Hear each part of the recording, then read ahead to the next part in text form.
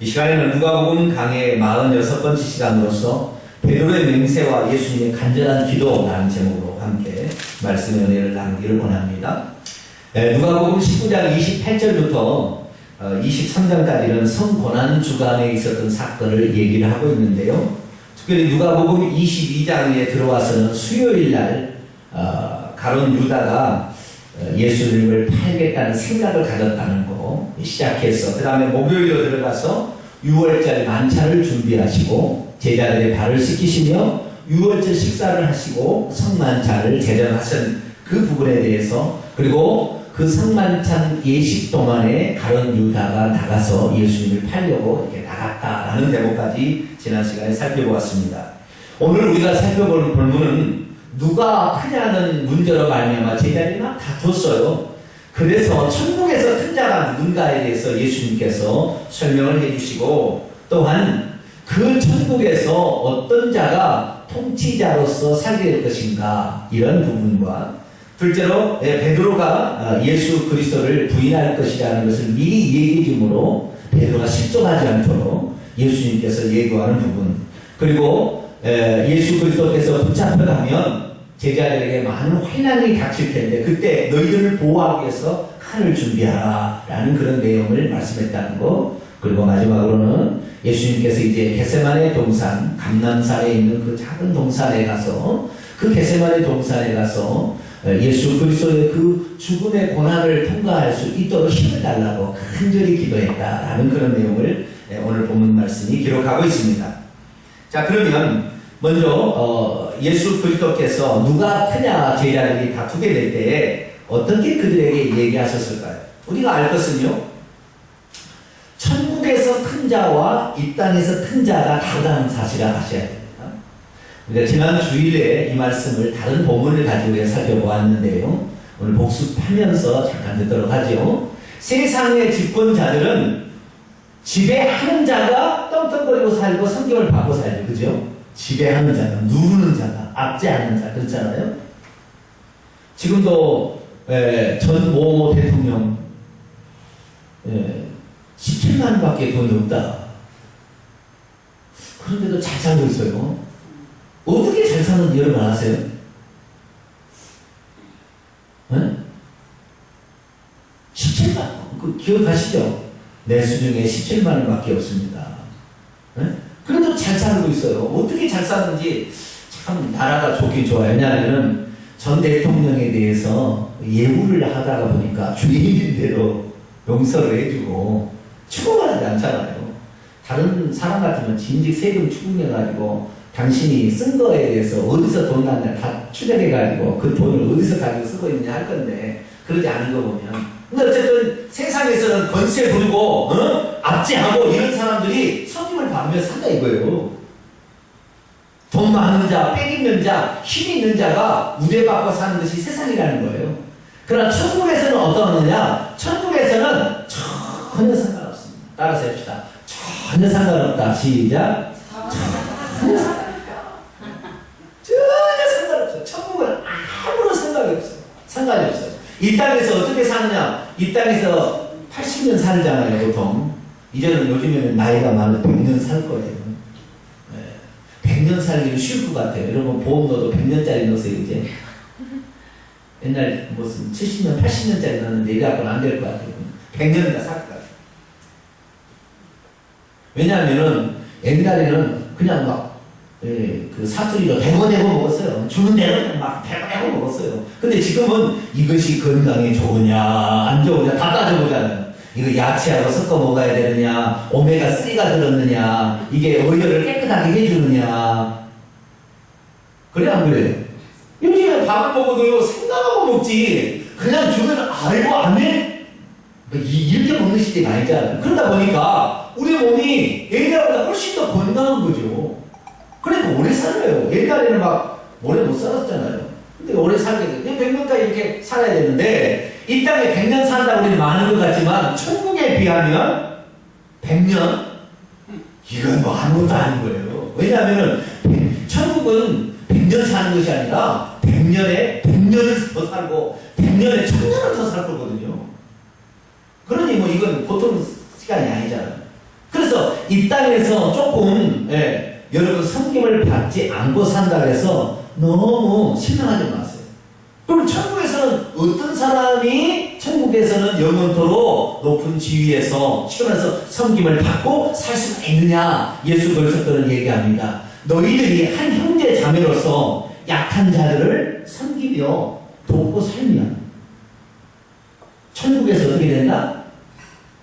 영원토록 여기에서 섬김을 받지 못하고 남을 섬겼지만 천국에서는 영원토록 섬김을 받고 살게 될 것이다. 그러니까 팍팍 퍼주게 되기를 축원합니다. 뭐죠요? 이게 퍼질 수 있으면 퍼져야 돼요. 어차피 뭐 이거 가져가는 것도 아니고 주 앞에 드리게 되면 주님께서는요 공짜가 없거든요. 천사가 와서 다 기록하잖아요. 아무개 성도 이웃집에 비료 한 포대 주었으면 다 죽잖아요. 다 죽잖아요. 누구 전도했으면 다 죽잖아요. 그래서 올라가니까 우리는 좌우지간 이곳에서 주의 말씀 따라 약한 지체들을 잘 섬기며, 특별히 우리가 전도할 때 제가 그랬죠 지난번에 얼마를 쓰면 한 사람이 돌아온다? 기억이 안 나시죠? 제가 그랬죠. 요즘에 전도를 뭘로 한다? 대답이 없으시네. 뭘로 한다? 돈으로 한다고 그랬죠. 100만원. 한 사람한테 100만원만 쓰면 전도 안 될 사람이 없다고. 그런 얘기 했잖아요. 그죠? 정말로 이 불의한 재물로 친구를 사귀라. 그러면 그 친구를 정말 그 친구도 나도 복을 받는다 이런 말씀처럼 지금의 시대는 재물이 상당히 중요한 시대거든요. 그럴 때 이 재물로 섬기면 사람을 감동시킬 수 있는 거예요. 그래서 이 좌우지간 우리가 이 땅에서 우리가 가지고 있는 물질이나 모든 것을 통하여 누군가를 섬기게 될 때 천국에서는 정말로 섬김을 받는 그 위치에, 높은 큰 위치에 올라갈 수 있음을 알고 열심히 섬길 수 있게 되기를 축원합니다. 우리의 마음 가운데 이런 생각이 있잖아요.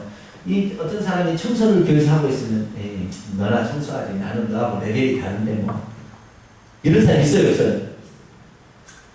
우리 교회는 없겠죠 그죠?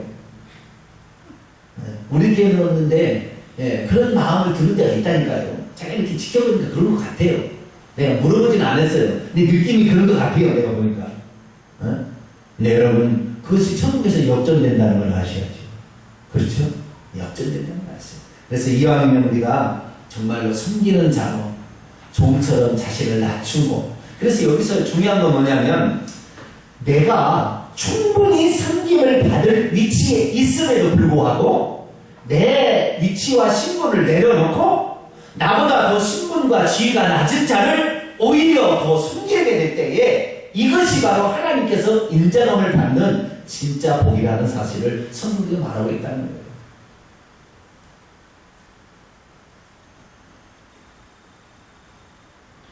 여기 국어학원이 옆에 있어요. 이산 국어학원이라고. 근데요, 토요일 가면 제가요, 이 복도를 딱 이렇게 밀거를 이렇게 닦거든요. 근데 어느 날은 이빨을 닦다가 평소에 항상 그렇잖아요. 저는 항상 복장이 이러니까 항상 그 인자거든요. 원장님, 부원장 인사하고 딱 목사님 인사하거든요, 저한테. 그래서 제가 토요일에 청소하는 거예요. 아니, 목사님도 청소를. 아니, 목사님 청소. 청소하는 것이 이 넥타이 메고 다니는 훨씬 더 천국에서 돈이 되는 거예요. 예? 섬겨야 되는 거죠. 저는 왜 내가 그렇게 하냐면요. 주일날 이 복도가 있잖아요. 이 복도, 이 앞에 큰 로비 복도 있잖아요. 여기서 우리가 식사를 하잖아요. 식사를 하는데 어느 날 제가 복도를 한번 닦아봤어요. 닦아봤는데 복도가 얼마나 먼지가 많이 있는 줄 아세요? 근데 우리 성도들이 주일날 와가지고 이 복도에서 식사를 할 때 이 먼지를 다 맛있겠구나라는 생각이 드니까 그다음부터는 안 할 수가 없는 거예요. 안 할 수가. 그래도 진짜 닦아보면요, 우리 본당 여기 닦잖아요. 우리 본당 여기. 본당은 저기 복도에 비하면 10분의 1도 안 나와요. 청소하는 자리는 그것도 안 닦고. 네? 청소하는 자리는 그 복도도 안 닦는가 봐요. 그러니까요. 야간을 칠까. 고용해서 돈 주고 있는 사람이 있긴 있는데. 네. 네. 그거 근데 그 양반도 뭐다 땄겠죠. 근데 토요일이 되면 제 마음이 그다음부터는 그냥 지나갈 수가 없는 거예요. 그 닦아보면 진짜 먼지가요. 그 밀걸레 수분이 나와요. 수분이. 이렇게 쭉 닦아보면. 그래서 그래서요. 정말로 이 주님의 사랑의 정도는 청소와 비례한다. 내 마음이 그래요. 주님을 사랑하는 정도는 뭐가 비례해요? 청소하는 것과 비례한다. 내가 생각하고 저는 그렇게 합니다. 신분이 높다고 청소 안 하는 거 아니잖아요. 뭐든지 주의 일이라고 한다면 기쁨으로 그것을 감당하게 될 때 하나님께서 기뻐하실 줄로 믿습니다. 제 자랑을 하는 것이 아니라 이렇게 하는 것이라는 것을 제가 말씀드리려고 그러는 것이지 저는 원래 아시잖아요. 생생되는 사람이 아니에요. 제가.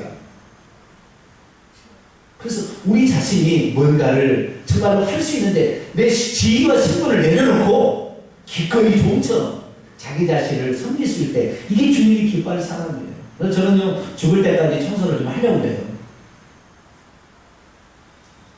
집사람한테는 미안한데 집에서 청소를 많이 못 해주면서 되게 청소해가지고 근데 어쨌든 이렇게 낮은 자의 처해서 그렇게 살 수 있기를 축원합니다.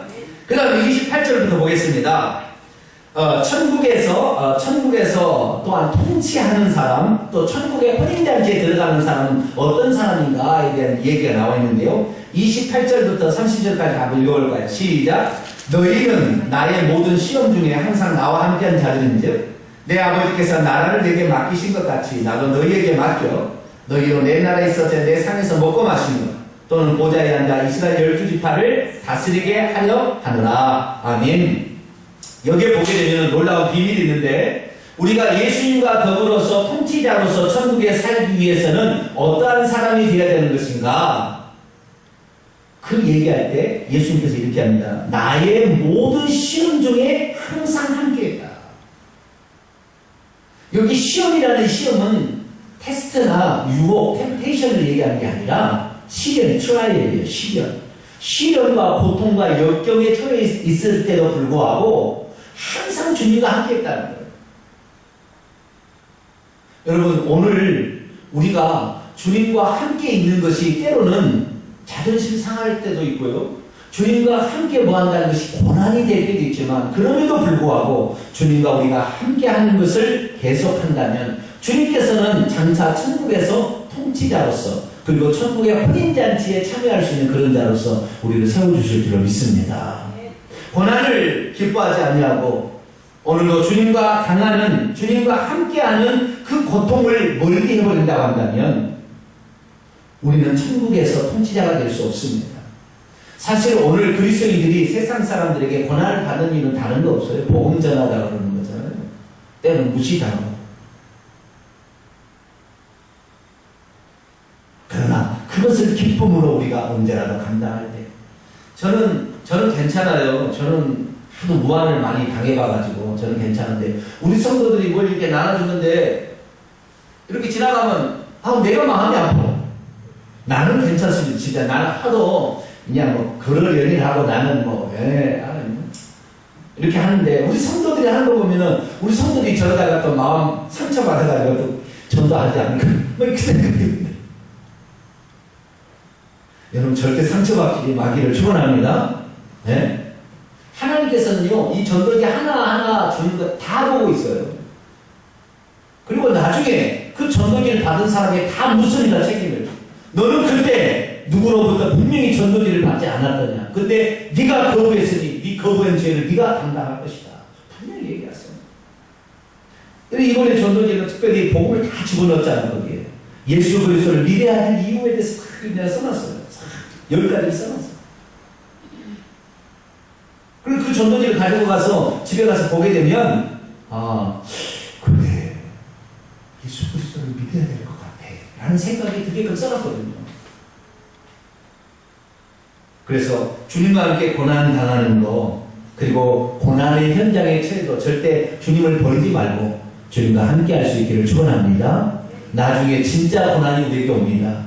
예수 그리스도를 믿는 것 때문에 죽임을 당할 고난도 오더라도 우리는 절대 주님을 멀리하거나 떠나지 말고 주님과 함께 할 수 있기를 축원합니다. 다 떠난다고 그러니까 베드로가 뭐라고 그랬느냐. 베드로가 나는 절대 안 떠난다. 예, 그랬어요. 그랬더니 주님께서 하신 얘기가 있어요. 31절입니다. 시몬은 베드로입니다. 베드로야, 보라, 사탄이 너희를 체질하는 것처럼 밀을 까부르듯이 너를 계속 넘어뜨리기 위해서 너에게 뭔가를 작전을 폈지만 32절, 내가 너를 위하여 내 믿음이 떨어지지 않기를 기도하였느니 너는 돌이킨 후에 내 형제를 굳게 하라. 사단은 시험을 하는데 사람을 유혹하는데 구별하고 하겠죠. 네? 저 사람은 안 넘어갈 것 같으니까 포기하고 이 사람은 잘 넘어갈 것 같으니까 이 사람은 시험하고 이렇게 하겠죠. 사단은 그러지 않아요. 택하신 자들도 할 수만 있으면 넘어뜨리기 위해서, 그래서 우리가 섰다 하면 넘어질까 조심하라듯이 사탄은 예수님의 가장 총애받은 제자 중에 제자였던 베드로도 넘어뜨리기 위해서 이렇게 체질을 밀가루듯이 그를 유혹하고 이렇게 한다 이 말이에요. 하물며 우리는 어떻게 하겠어요? 하루에 12번씩 유혹할 수 있죠. 우리는 정말 유혹이 많이 넘어갑니다. 그래서 우리는 정말로 이 사탄의 유혹에 넘어가지 않도록 하기 위해서, 그러면 이 사탄이 이렇게 날마다 유혹하는데 사탄이 유혹했을 때 그 사탄의 유혹을 이길 수 있는, 그 사탄의 유혹을 물리칠 수 있는 비결이 뭘까요? 오직 한 가지예요. 오늘도 우리의 가정을 사탄이 허물어뜨리기 위해서 여러 가지 시험을 주고 넘어뜨리려고 하는데 우리 가정을 지킬 수 있는 방법은 한 가지예요. 오늘도 사탄은 우리나라가 망하도록 전쟁이 벌어지도록 여러 가지로 지금 유혹하고 있는데, 이 유혹해서 우리나라를 보호할 수 있는 유일한 방법 한 가지를 먼저 아세요? 기도하는 거예요. 기도하는 것 이외에 방법이 없어요. 기도하게 되면 기도할 때 하나님께서 천사를 보냅니다. 그 천사를 보내가지고 우리를 보호하는 천사들을 보내서 우리를 보호하는 거예요. 그렇기 때문에 우리가 시험에 넘어가지 않도록 하기 위해서는 평소 때 기도 생활을 얼마나 하느냐에 따라서 결판이 나요. 기도하지 않는 사람은 즉시 넘어가고요. 기도하는 사람은 넘어가는 것이 적어요. 아니, 안 넘어갈 수도 있죠. 그래서 예수님께서는 베드로에게 말합니다. 너 시험에 들지 않도록 깨어서 기도하라. 그리고 그런데요, 베드로가 기도할 수 있는 능력이 있었으면 어떻게 해요? 베드로가 기도했겠죠. 근데 베드로가 기도해요, 안 해요? 안 하잖아요. 그래서 누가 기도했어요, 대신? 예수님께서 기도했잖아요. 내가 너를 위하여 믿음이 떨어지지 않기를 기도하였다. 여러분, 그래서요, 오늘 내가 넘어지지 아니하고 사탄의 유혹에 빠지지 아니하고 가고 있는 것은 누군가가 나를 위해서 기도해 줬기 때문에 그런 거예요. 할렐루야. 이걸 우리가 아셔야 돼요. 많은 사람이 자기가 똑똑하고 자기가 잘 배우고 자기가 잘나서 자기가 좀 열심으로 살아서 자기가 성실해서 복을 받을 줄 아는데 그러지 않아요. 전혀 그러지 않습니다. 누군가가 그를 위해서 기도했기 때문에 그 기도에 그것 때문에 그 사람이 지금 현재 복을 받는 거예요. 여러분도 누군가를 위해서 기도할 수 있기를 축원합니다. 여러분이 복을 받는 것처럼 누군가를 위해 기도해 주면요, 그 기도가 반드시 응답이 되는 거예요. 전 그래서요, 제 자식하고 저희 영적 자녀와 같은 우리 성도들이 잘 될 줄로 믿습니다. 저는 확신합니다. 정말로 기도가 필요하거든요. 그래서 우리가 기도할 때는 얼마든지. 그런데요, 우리가 기도하는 것 중에서도 예수님께서 기도하는 내용을 보게 되면 천천히 봐보세요. 32절에 예수님께서 베드로를 위하여 기도를 했는데 뭘 기도했냐면 너가 부인하지 않기를 기도했어요? 베드로가 부인하지 않기를 기도했나요? 그거 아니죠. 베드로가 마귀의 유혹에 넘어가지 않도록 기도했나요? 그것도 아니죠. 베드로가 어떠한 고난이 닥쳐도 거기에서 두려워하지 않도록 위해서 기도했나요? 그것도 아니죠. 뭘 위해서 기도했어요? 너의 믿음이 떨어지지 않도록. 그래서 우리가 다른 것이 혹시 다 떨어진다 할지라도 믿음만은 붙들고 있어야 됩니다. 할렐루야. 이게 아주 중요한 거예요. 다른 것은 혹시 내게서 재물이 교육이 좀 떨어져 나갈 수 있고 건강이 떨어져 나갈 수 있으나 믿음은 절대 포기하면 안 되는 거예요. 아시겠죠? 내가 혹시 병이 든다 할지라도 믿음에 있어서는 절대 양보하지 말고 이 믿음을 지켜가야 되는 거예요. 할렐루야. 그래, 이 믿음이 아주 중요한 거예요. 왜냐하면 믿음을 가지고 있으면 다시 돌이킬 수 있고 그 믿음으로 천국까지 갈 수 있거든요. 그래서 다른 어떤 것보다도 주여 내가 주님을 믿는 믿음이 식어지거나 떨어지지 않도록 해 주옵소서. 꼭 그렇게 기도할 수 있길 바랍니다.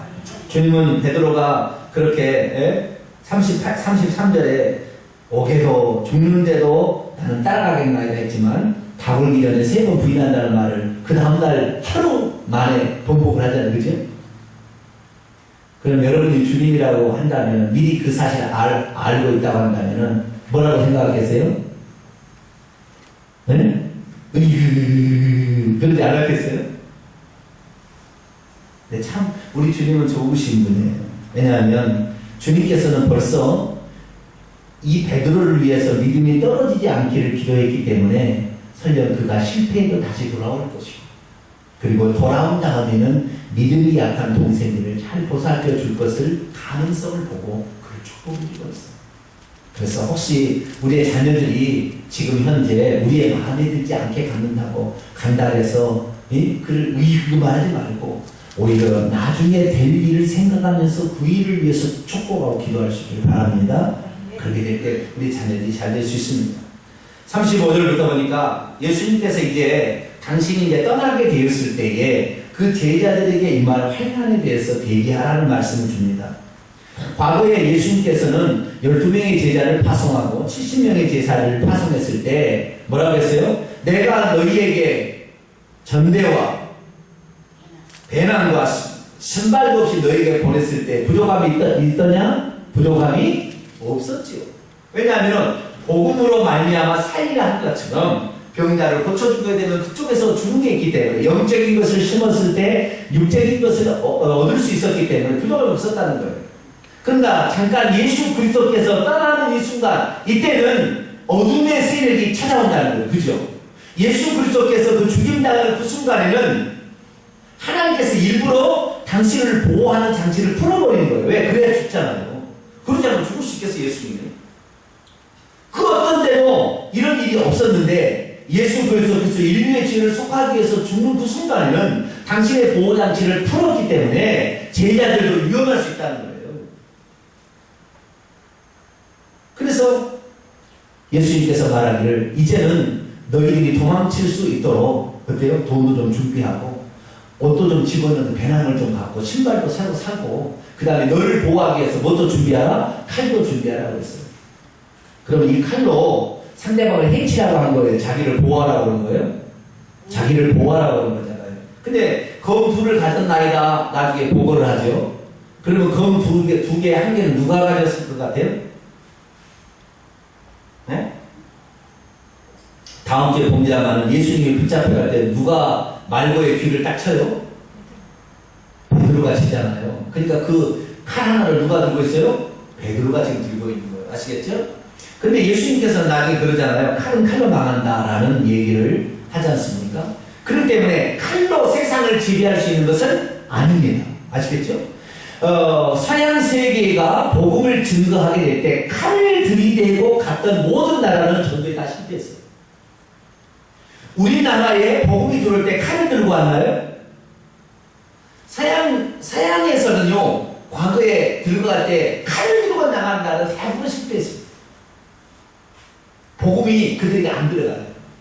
처음에는 굴복하지만 나중에 보입니다.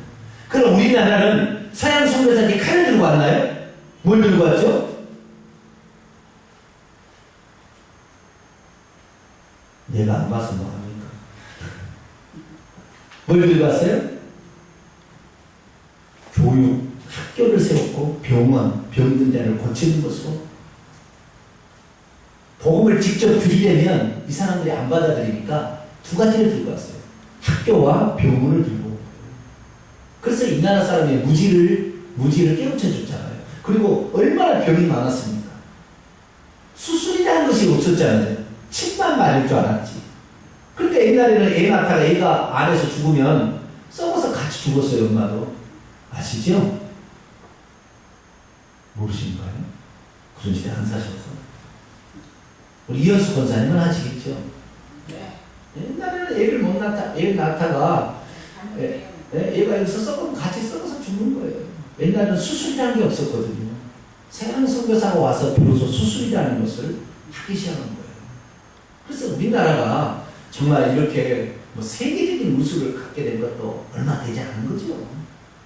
근데 그 선교사들이 그렇게 이 나라는 상대방을 무력으로 정복해서 들어간 것이 아니라 사랑으로 섬기며 들어갔다는 거예요. 여러분 전도 대상자를 어떻게 해요? 사랑으로 섬기며 내 것을 가지고 섬김에 들어갈 때 그들의 마음이 녹는 거예요. 무력으로. 예를 들어서 내가 사장이니까요. 자, 우리 회사에 들어온 모든 사람들이 교회 가! 그리고 전부 데려와요. 그러면 그 회사의 사장이 죽는 순간 그 다음부터 안 나와요. 저는 그것을 군대에서 봤거든요. 제가 군대에 대대장, 연대장을 모셨잖아요. 그랬더니요, 대대장이 바뀌면, 불교면은요, 전부 밑에 있는 사람들이 다 어디 가요? 절에 가요. 절에. 그러다가 대대장이 다시 기독교인으로 바뀌게 되면 전부 다 교회 옵니다. 어쩌면 그렇게 종교가, 대대장이 바뀌면 종교가 바뀔 거예요. 밑에 사람들은.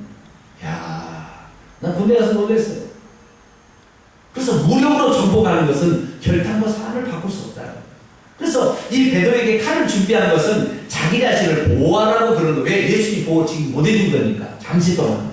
아시겠죠? 그래서 자기 자신을 보호하라고 그런 것이지 이걸로 정복에 들어가라는 게 아니에요.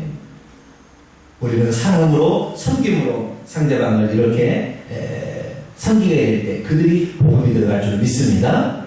네. 39절부터 보니까 예수님께서 이제 감람산에 겟세마네 동산에 가서 기도를 하시는데요. 39절에 보니까 예수께서 나가서 어떻게 감람산에 가셨어요? 습관을 따라 그렇게 가셨다 그러죠. 그렇죠? 습관을 따라 가셨다. 그러면 예수님께서 평소 때 어떻게 했다는 거예요? 늘 기도하셨다는 거잖아요. 정기적으로 규칙적으로 기도했다는 거잖아요. 여러분 기도 생활을요 할 때 물론 우리의 어려움이 찾아왔을 때 우리는 기도 안 할 수가 없잖아요. 그죠? 내 남편이 갑자기 암 사기의 판정을 받았다. 여러분 기도할래요? 안 할래요? 그래도 버티겠죠? 빨리 죽어라.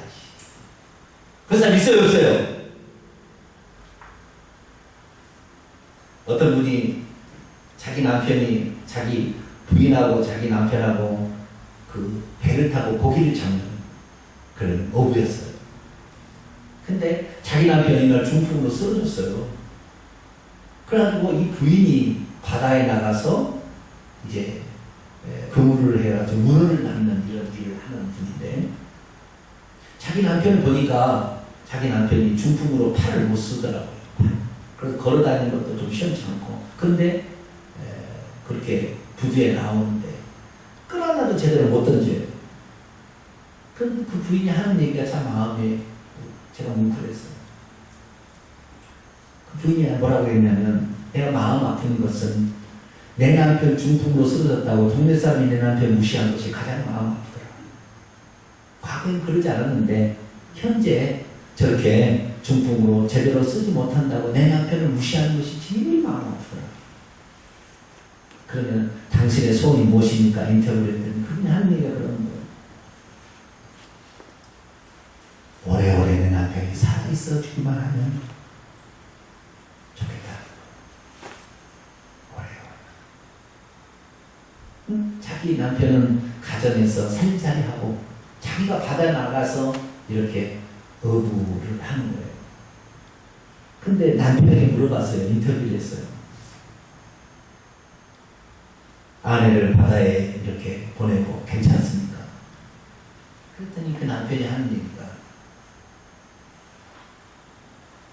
내가 나가야 되는데 내 아내가 나갔으니 글쎄요 그 아내가 나가면 집에 못 있는 거예요. 남편이 부둣가에 나와서 아내가 오기를 기다리는 거예요. 몸은 움직이지 못해도 그 아내를 아끼고 혹시 바다에서 그렇게 금질하다가 빠지면 어떻게 되나 걱정이 지금도 걱정이 태산이라는 거예요. 이게 바로 30년, 40년을 산 부부의 그런 마음인 것 같더라고요. 제가 뭔 얘기하다 이런 얘기했죠, 지금? 어? 어?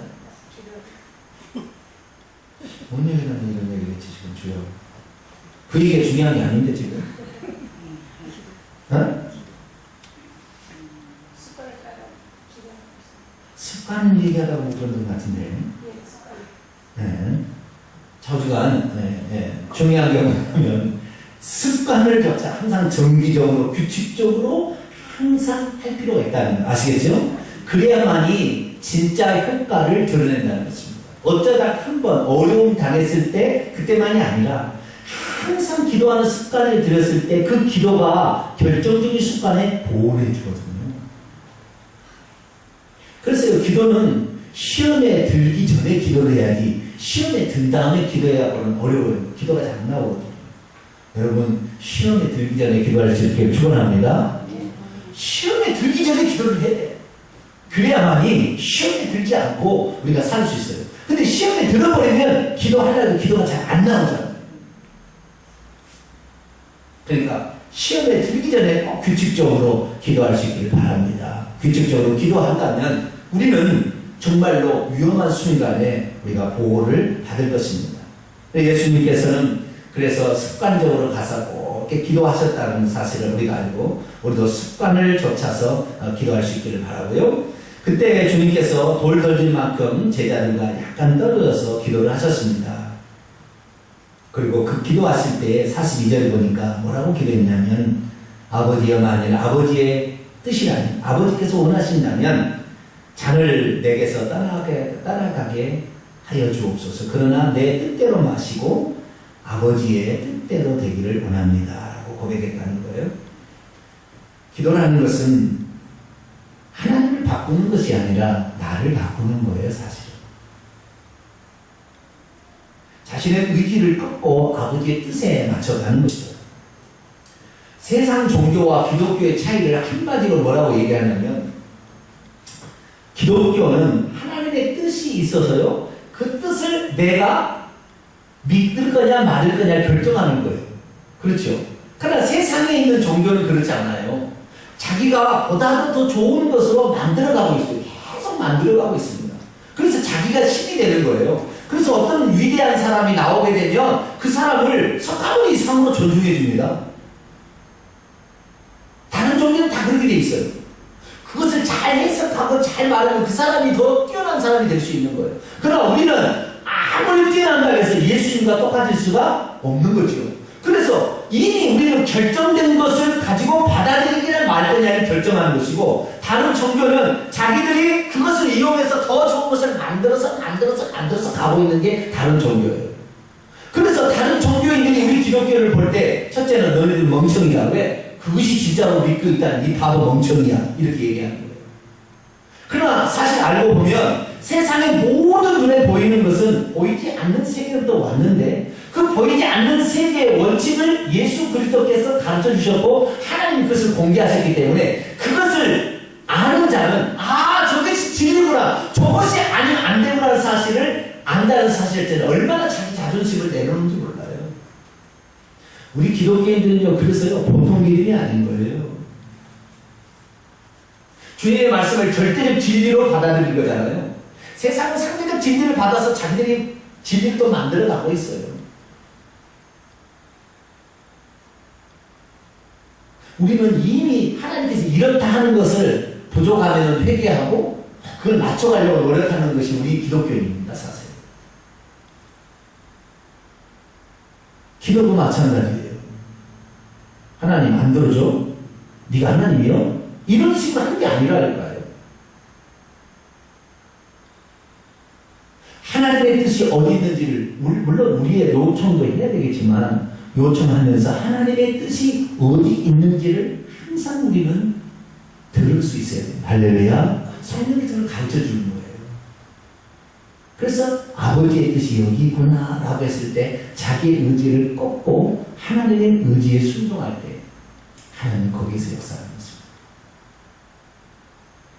그래서 성경에 등장하는 신약성경에 다 보세요. 예수님보다 뛰어난 사람이 다른 사람으로 나오는가요? 안 나옵니다. 절대 안 나오고 있어요. 왜? 그분은 전능하신 신이고 우리는 그의 피조물이기 때문에 절대 다가갈 수 없는 영역이 그분에게 있는 거예요. 그래서 우리가 아무리 뛰어나도 하나님의 생각에 미칠 수가 없습니다. 그래서 우리는 하나님의 생각에 내가 잘못되었으면 고쳐야 하는 것이 우리 기독교 신앙이에요. 그러나 다른 데는 그렇지 않아요. 내 공력을 쌓아서 내 좋은 걸 해서 더 포장해서 더 자기를 높여가는 거예요. 그러나 우리는 주의 말씀 따라서 우리를 볼 때 더 작아지는 것이 우리예요. 우리는 항상 더 작아지는 거예요. 그래서 우리가 이 그리스도인이 천국 갈 수 있는 유일한 비결은요, 내가 잘못한 것을 깨닫고 회개할 때 천국 가는 것입니다. 천국은 다른 것이 아니에요. 회개한 사람만 가는 거예요. 이 세상에 온전한 사람이 어디 있겠어요? 없어요. 그래서 주님께서는 그래서 하나님의 뜻에 자기를 복종시키는 기도를 그렇게 드렸던 거죠. 그러자 예수님의 기도를 돕기 위해서 천사가 와서 그를 도와줬는데 예수님의 기도의 모습을 보니까 땀방울이 떨어지는데 핏방울 떨어지는 것처럼 그렇게 아주 결정체가 떨어지더라. 라는 얘기, 얼마나 간절히 기도했으면, 얼마나 처절하게 기도했으면 그런 기도를 이렇게 하고 있을까. 근데 그때도 주님께서는 그 당신의 그 고난을 이겨낼 수 있도록 하는데도 시간을 다 써도 부족할 텐데 베드로가 믿음이 떨어지지 않기를 기도하고 있는 걸 보면 우리 주님의 사랑은 끝이 없고 한이 없어요. 당장 내가 죽게 생겼는데 다른 사람이 생각이 나겠어요. 근데 우리 주님은 그 중에서도 제자를 위해서 기도하고 그들이 다시 돌이킬 수 있도록 회개하고 다시 돌이킬 수 있도록 그렇게 기도하고 있습니다. 사랑하는 성도 여러분, 우리는 때로는 실패할 수 있고요, 넘어질 수 있고요, 실수할 수 있고요, 범죄할 수 있어요. 그러나 그게 중요한 게 아니라 다시 돌이키는 할렐루야. 내가 이렇게 나쁜 놈이다 끝나버리면 안 되고, 근데 그럼에도 불구하고 나를 사랑해 주신 하나님 앞에 주여 감사합니다. 내 죄를 용서해 주시고 다시 새롭게 하여 주옵소서 나간다면 하나님께서는 우리를 다시 새롭게 하셔서 아름답게 쓸 거예요. 베드로가 예수님을 3번 부인하는 것만 예수님께서 꼬치꼬치 해놓고 네가 그럴 수 있냐고 이렇게 했다면 얼마나 그렇겠어요. 근데 주님은 과거를 보지 않냐시고 네가 나를 현대도 사랑하냐 보시며 너를 내가 그래도 쓸 것이다 하는 거 보니까 우리의 약함을 너무나 잘 아세요. 그래서 막 예수님이 기도하고 왔는데 제자들은 뭐하고 있었어요? 잠을 골 자고 있어요. 아마 속 좁은 지도자라 한다면 어떻게 했어요?